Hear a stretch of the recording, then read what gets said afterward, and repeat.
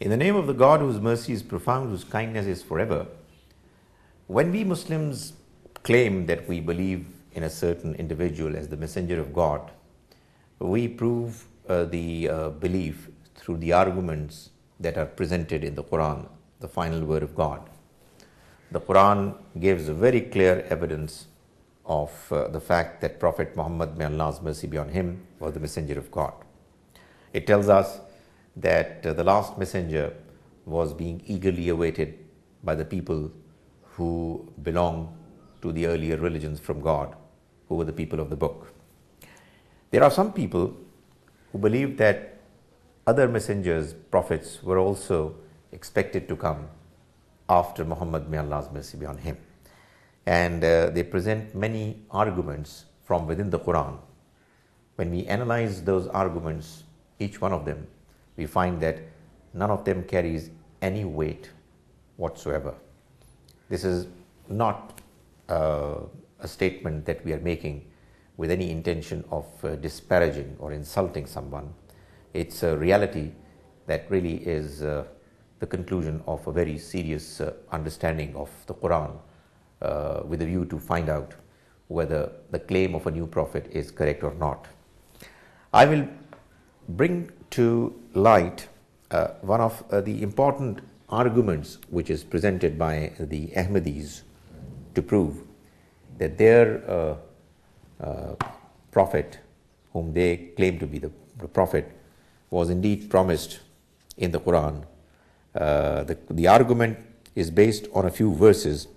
One of the verses is in Surah Al-Imran, which is the 3rd chapter of the Quran, and the verse is 81. It says, وَإِذْ أَخَذَ اللَّهُ مِيثَاقَ النَّبِيِّينَ لَمَا آتَيْتُكُم مِّن كِتَابٍ وَحِكْمَةٍ ثُمَّ جَاءَكُمْ رَسُولٌ مُصَدِّقٌ لِمَا مَعَكُمْ لَتُؤْمِنُنَّ بِهِ وَلَتَنصُرُنَّ. And remember the time when Allah had a covenant with the messengers, with the prophets, that whenever I am going to give you a book and wisdom, then comes to you a messenger who confirms what is with you, you're most certainly going to believe in him, and you're most certainly going to support him and be his allies. So that what they're saying is that the Almighty had always required the messengers and their followers to make sure that whenever a new messenger comes, that messenger or the prophet is going to be given full support and he's going to be believed in. They also claim that this is what has also been mentioned in the 33rd surah, Surah Ahzab, which says, وَإِذْ أَخَذْنَا مِنَ النَّبِيِّينَ مِيثَاقَهُمْ وَمِنْكَ وَمِن نُوحٍ وَإِبْرَاهِيمَ وَمُوسَى وَعِيسَى ibn Maryam وَأَخَذْنَا مِنْهُمْ مِيثَاقًا غَلِيظًا. And remember the time when we had this strong vow, promise taken from the messengers, from the prophets. We took this oath from you, from Nuh, from Ibrahim, from Musa and Isa, the son of Mary, alayhimus salam, and we took from all of them a very strong promise, a very strong oath.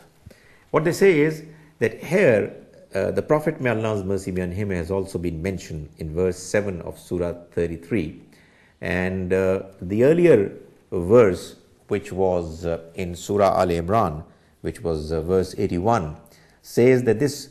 promise was taken in order for the followers of the messengers to believe in the new messenger. Since Prophet Muhammad, may Allah's mercy be on him, has been mentioned in verse 7 of Surah 33, it concludes from this understanding that the prophets' followers have also got to believe in and support a messenger who is going to come later. The fact of the matter is that we have in the Quran, in Surah 42, verse 13, a clear mention of all these prophets, including Prophet Muhammad, may Allah's mercy be on him, wherein the Almighty mentions that they were all required to undertake a promise and oath, which required that all of them are going to follow the Sharia, the path, the law that the Almighty is going to give to them and their followers in the form of the guidance of divine revelation. So that the Quran says, شَرَعَ لَكُم مِّنَ الدِّينِ مَا وَصَّى بِهِ نُوحًا وَالَّذِي أَوْحَيْنَا إِلَيْكَ وَمَا وَصَّيْنَا بِهِ إِبْرَاهِيمَ وَمُوسَى وَعِيسَى أَنْ أَقِيمُوا الدِّينَ وَلَا تَتَفَرَّقُوا فِيهِ. We set forth and clarified the path for you, which was in the form of religion, which we advised to Nuh, and the same one is that we advised you, O Messenger,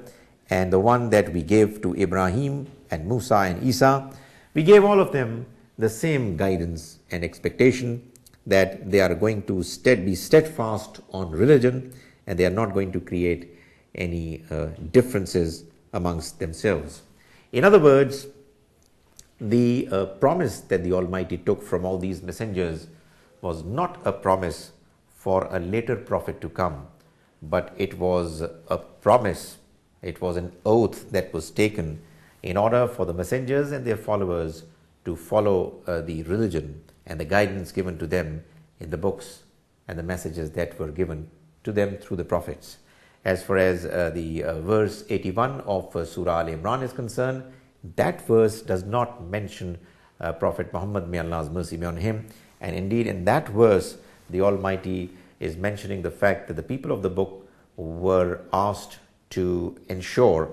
that when a new prophet will come, they are going to believe in him, and that new prophet was Prophet Muhammad, Allah's mercy be on him.